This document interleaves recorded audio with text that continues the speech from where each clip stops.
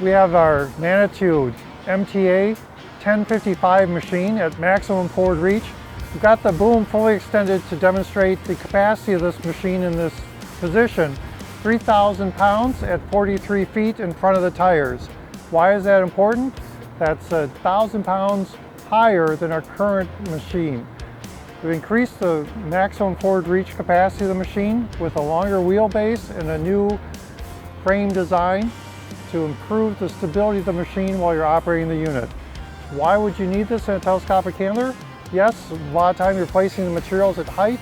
Then there are also situations where you may have to place the materials inside the building. With this maximum forward reach of 43 feet, you're able to take 3,000 pounds all the way in and place it inside the site. With this new design for the MTA1055, the machine is more stable whether you be in this position at maximum forward reach or with the boom retracted, just driving around the job site. You'll notice the machine is much more stable, which will allow the operator to be more confident when they're taking a turn or operating the machine with their payload.